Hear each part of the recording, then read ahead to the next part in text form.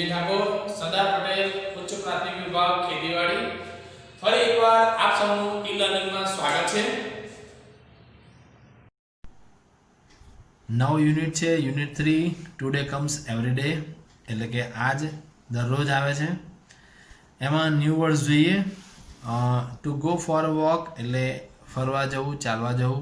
CUDDLEUP cuddle up એટલે ની પાસે વળગીને સૂવું। ડિસ્પેન્સરી એટલે દવાખાનું। એડવાઇઝ એઝ અ નાઉન તરીકે યુઝ કર્યું છે એટલે સલાહ છે। એક્સરસાઇઝ એટલે કસરત।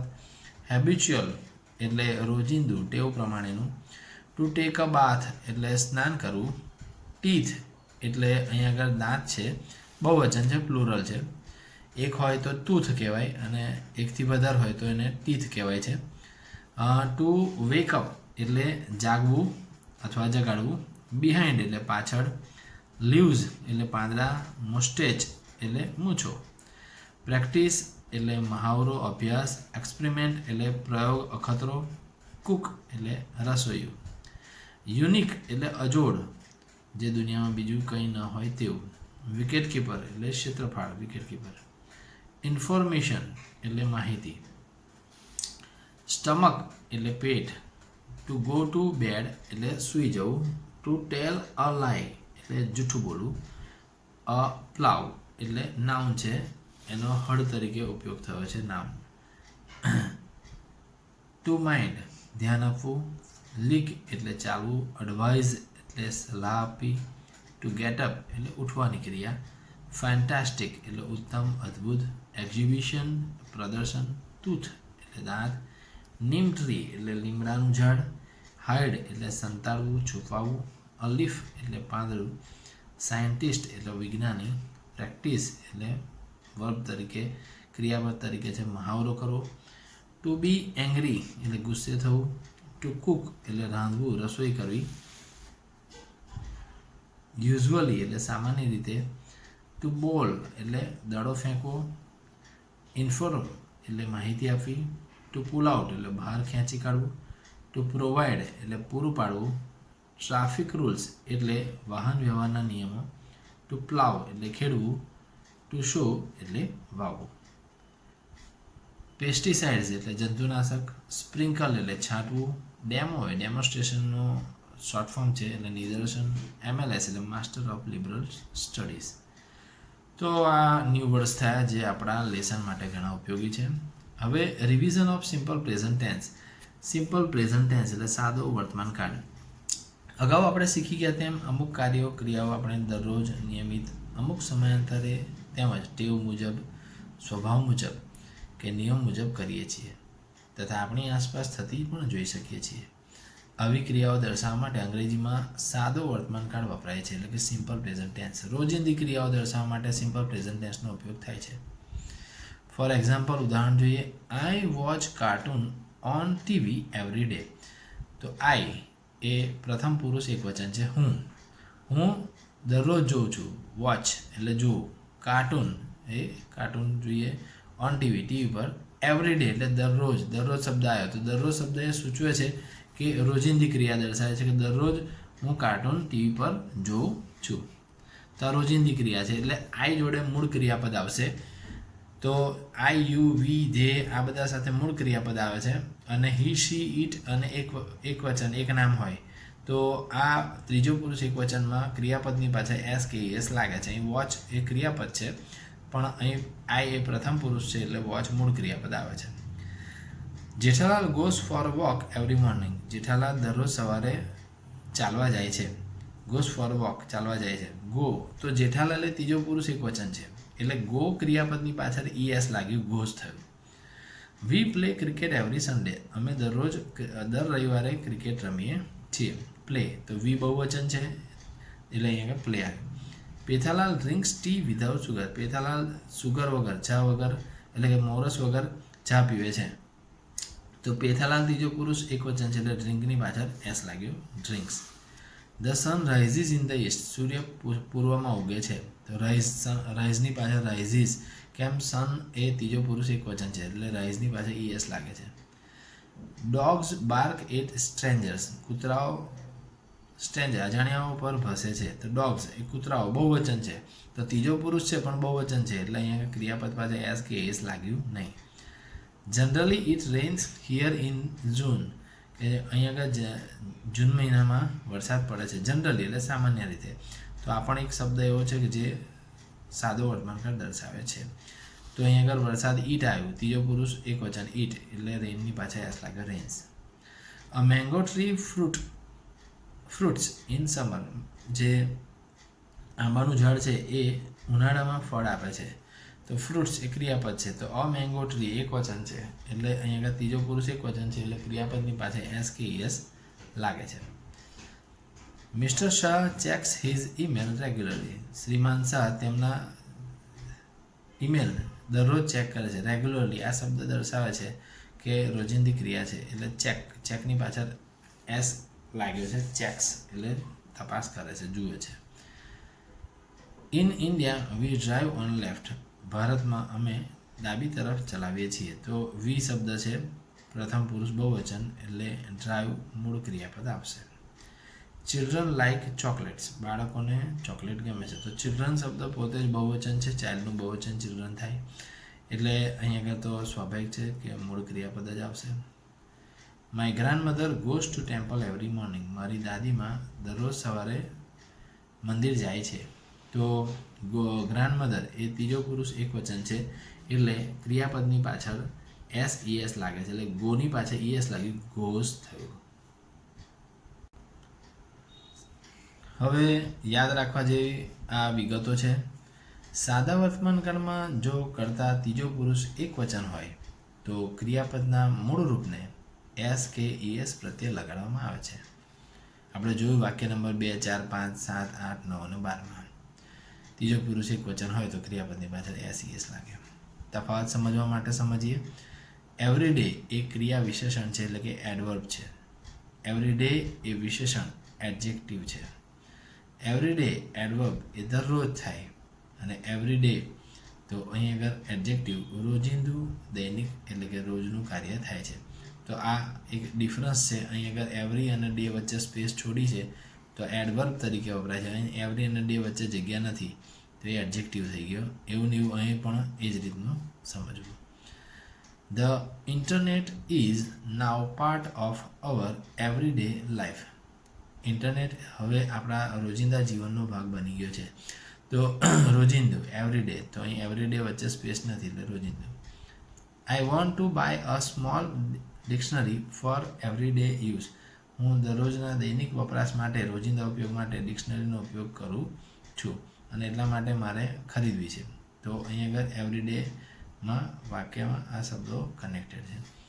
I take exercise every day, હું દરરોજ કસરત કરું છું. તો અહીં આગળ તમે જોઈ શકો છો એવરી ડે વચ્ચે સ્પેસ થયું તો અહીં દરરોજ શબ્દ આવે છે. આગળ વધીશું. એડવર્બ ઓફ ફ્રીક્વન્સી છે. એવા શબ્દો છે કે જેને જોઈને તમને ખ્યાલ આવે કે આ સાદા વર્તમાનકાળના વાક્યો છે. ઓલવેઝ એટલે કે હંમેશા, દરરોજ. સમટાઈમ્સ એટલે કોઈક વાર. યુઝ્યુઅલી એટલે સામાન્ય રીતે. રેગ્યુલરલી એટલે નિયમિત રીતે. નેવર એટલે કદી નહીં. ઓફન એટલે ઘણીવાર અથવા વારંવાર. જનરલી એટલે સામાન્ય રીતે. આની સાથે અમુક વાર નેચરલી શબ્દ પણ વપરાતો હોય છે. એક્ઝામ્પલ્સ જોઈએ. My grandfather always wear kurta pyjama, મારા દાદા હંમેશા કુર્તા પાયજામાનો ઉપયોગ કરે છે એટલે કે પહેરે છે. તો ઓલવેઝ શબ્દ આવ્યો તો આ શબ્દ બતાવે છે કે આ વાક્ય સાદા વર્તમાનકાળનું વાક્ય છે અને અહીંયા માય ગ્રાન્ડફાધર એ ત્રીજો પુરુષ એક વચન છે એટલે ક્રિયાપદની પાછળ એસ ઈએસ લાગે છે. She always comes home late from work, તેણી હંમેશા કામથી ઘરે મોડી આવે છે. તો સી એ ત્રીજો પુરુષ એક વચન છે એટલે કમની પાસે એસ ઈએસ લાગ્યો અને ઓલવેઝ શબ્દ એ સૂચવે છે કે આ ક્રિયા સાદા વર્તમાનકાળની છે. I never go to school late, હું શાળાએ કદી મોડો પહોંચતો નથી. તો આ શબ્દ દર્શાવે છે કે નેવર શબ્દ દર્શાવે છે કે આ સાદો વર્તમાનકાળનો વાક્ય છે અને આઈ એ પ્રથમ પુરુષ એક વચન છે એટલે મૂળ ક્રિયાપદ ગો આવ્યું. ચોથું, હી નેવર લુક્સ ટાયર્ડ, તે કદી થાકેલો લાગતો નથી. તો નેવર શબ્દ દર્શાવે છે આ સાદો વર્તમાનકાળ છે. લુક એ હી ત્રીજો પુરુષ એક વચન છે એટલે લુક શબ્દ આવે છે. લુક્સ ત્રીજો પુરુષ એક વચન છે એટલે ક્રિયાપદ યસ લાગ્યો. His son never helps him in his business. તેનો દીકરો તેને પોતાના ધંધામાં કદી મદદ કરતો નથી. નેવર કદાપી નહીં. હેલ્પની પાછળ યસ લાગ્યો છે. તો યસ એટલા માટે લાગ્યો છે સન એ ત્રીજો પુરુષ એક વચન છે. Some people never smile. ઘણા લોકો કદી હસતા નથી. તો સમ પીપલ બહુ વચન આવ્યું એટલે સ્માઇલ જ આવે છે.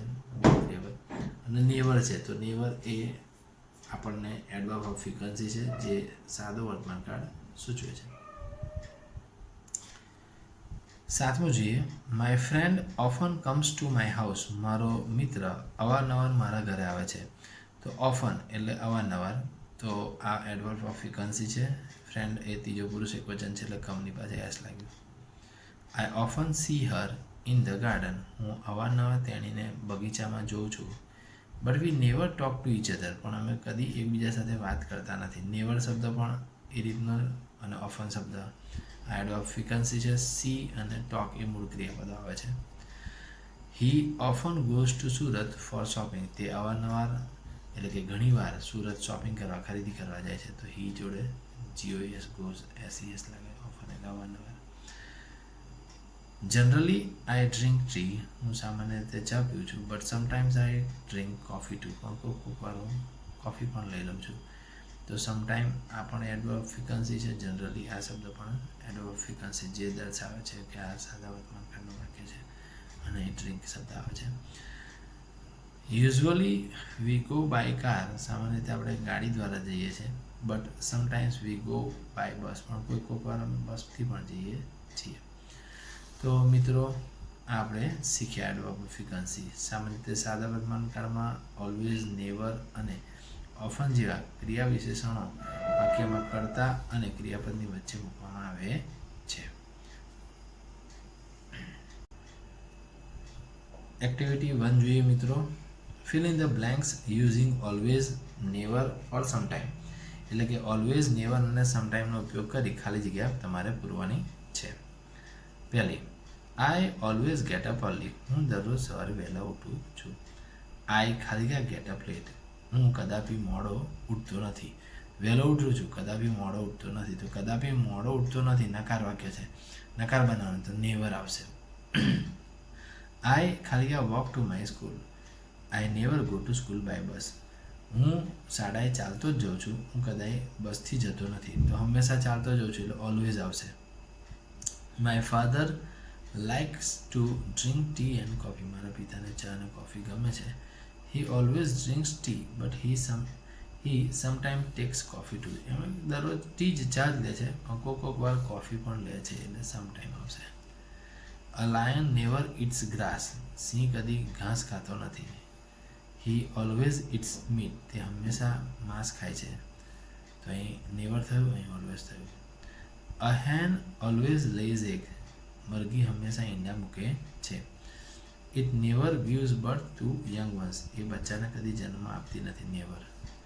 વી always watch a movie on TV. આપણે હંમેશા ટીવી પર જ મૂવી જોઈએ છીએ. Sometimes we go to the cinema to watch a movie. કોઈક વાર અમે સિનેમા જોવા માટે મૂવી થિયેટરમાં પણ જઈએ છીએ. The sun always rises in the east. સૂર્ય હંમેશા પૂર્વ દિશામાં ઉગે છે. It never rises in the west. કે કદી પૂર્વમાં પશ્ચિમમાં ઉગતો નથી. તો અહીં ઓલવેઝ આવ્યું, અહીં નેવર આવ્યું. We never wear woollen clothes in summer. આપણે ઉનાળામાં કદી જાડા કપડાં, ઊનવાળા કપડાં પહેરતા નથી. તો નેવર આવશે. હી નેવર ટેલ્સ અ લાઈ. તે કદી જૂઠું બોલતો નથી. He always speak the truth. તે હંમેશા સાચું બોલે છે. સો પીપલ લવ હિમ. તેથી લોકો તેને ચાહે છે. My mother always prepares T for the guest. મારી માતા હંમેશા મહેમાનો માટે ચા બનાવે છે. Sometimes my sister prepares T for them. કોઈક વાર મારી બહેન પણ એમના માટે ચા બનાવે છે એટલે અહીં સમટાઈમ આવશે. એક્ઝામ્પલ તરીકે જોઈએ, use the child in place of I and rewrite the sentences. એટલે કહે છે કે આઈની જગ્યાએ ધ ચાઇલ્ડ શબ્દ લગાવો અને આખો ફકરો ફરી લખો. આ વાક્ય ફરી લખો. My dog listens to me when I talk It comes with me for a walk. When I sleep, it's sleepy too. It does everything I do. તો હવે જુઓ કઈ રીતે બનશે. The child's dog listened to him. એ કહે છે કે અહીંયા ચાઇલ્ડ્સ થઈ ગયો અને લિસન ટુ હિમ એને જુએ તો આપણે ત્રીજા પુરુષ તરીકે ત્રીજી વ્યક્તિ તરીકે આ બોલવાનું છે. એટલે ચાઇલ્ડ્સ થયું, લિસન ટુ હિમ એને જો સાંભળે છે. વેન હી ટોક્સ જ્યારે તે બોલે છે. It goes with him for a walk તે તેની સાથે ચાલવા માટે જાય છે. વેન ધ ચાઇલ્ડ સ્લીપ્સ જ્યારે બાળક સૂઈ જાય છે. ઇટ સ્લીપી ટુ તે પણ ઊંઘી જાય છે. It does everything the child does તે જે બધું જ કરે છે જે પેલું બાળક કરે છે. હવે આપણે એક્ટિવિટી 2 જોઈએ છે. Rewrite the paragraph using I in place of Vinay. વિનયની જગ્યાએ તમારે આઈ વાપરવાનું છે. Vinay gets up at 6 AM. તો વિનય જગ્યાએ આઈ વાપરો તો I get up at 6 AM. કેમ? ગેટ્સ અપ નીકળી જશે, એસ નીકળી જશે. અત્યારે વિનય ત્રીજો પુરુષ એકવચન છે એટલે એસ લગાવ્યો છે, પણ આપણે આઈ કરીએ તો પહેલો પુરુષ થઈ જાય એટલે ગેટ મૂળ સ્વરૂપ આવે, ગેટ અપ આવે. I get up at 6 AM. He gets ready by 7 AM. તે 7 વાગે તૈયાર થઈ જાય છે. તો અહીં આવો આવશે I get ready by 7 AM. Then he takes his breakfast. તો અહીં એવું આવશે then I take my breakfast. I આવ્યું એટલે માય આવશે. He does his homework. તે તેનું ઘરકામ કરે છે. I do my homework. હું મારું ઘરકામ કરું છું. And goes to school at 10 AM. And go to school at 10 AM. અને 10 વાગે શાળાએ જાઉં છું. હવે જોઈએ use Priyanka in place of I. આઈની જગ્યાએ પ્રિયંકા વાપરો. હમણાં અહીં આગળ નામની જગ્યાએ આઈ વાપરવાનું, હવે આઈની જગ્યાએ નામ વાપરવાનું છે. I love my pet dog.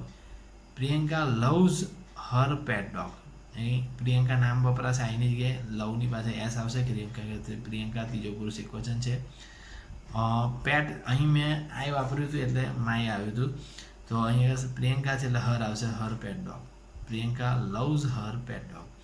It loves me too. તો આમાં તો આનો જ આવશે. I feed it regularly. Priyanka feeds it regularly. I take it with me for an evening walk. So she takes him with her for an evening walk. I play a ball with it. She play a ball with it. Okay મિત્રો, આગળ વધીએ છીએ activity 3 માં. fill in the blanks using the proper word given in the box. બોક્સમાં આપેલો જે verb છે, ક્રિયાપદ છે, એનો ઉપયોગ કરીને તમારે હવે આ ખાલી જગ્યાઓ પૂરવાની છે. ગેટ્સ છે એટલે કે મેળવવું, વોટર્સ એટલે પાણી રેડવું, પ્લોઝ એટલે ખેડવું, શોઝ એટલે રોપવું અને સ્પ્રેઝ એટલે છાંટવું. બિફોર ઇટ રેન્સ, વરસાદ પડે તે પહેલાં, અ ફાર્મર ખાલી ગયા હિઝ ફાર્મ. વરસાદ પડે પહેલાં શું કરે? પ્લાવ કરે, ખેડે.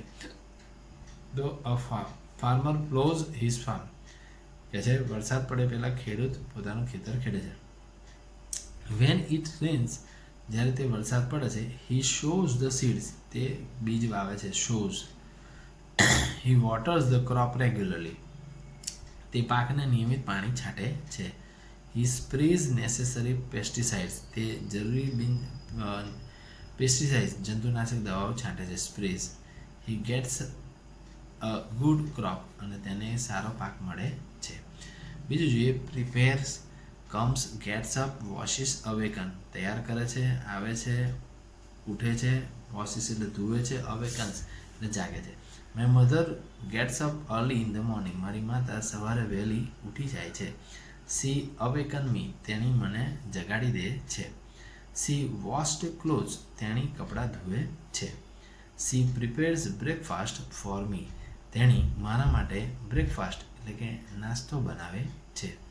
સી ખાલી ગયા to drop me at my school, તેણી she comes to drop me at my school, તેણી મને મારી શાળાએ મૂકવા માટે આવે છે. તો કમ્સ થયું. તો અહીં તમે જોયું સી છે એટલે ત્રીજો પુરુષ એકવચન છે એટલે કમ્સ આવ્યું, અહીં માય મધર છે તો ગેટ્સ અપ આવ્યું, અહીં પણ સી છે ત્રીજો પુરુષ એકોવચન એટલે અવેકન્સ આવ્યું, અને અહીં સી છે એટલે વોશિસ આવશે, અહીં પણ સી છે એટલે પ્રિપેર્સ આવે છે. તો મિત્રો તમે ખાસ જોયું આ ચેપ્ટરમાં કે અહીં તમને ત્રીજો પુરુષ એકવચન આવે ત્યારે SESનો ઉપયોગ થાય છે. આશા રાખું છું મિત્રો આજના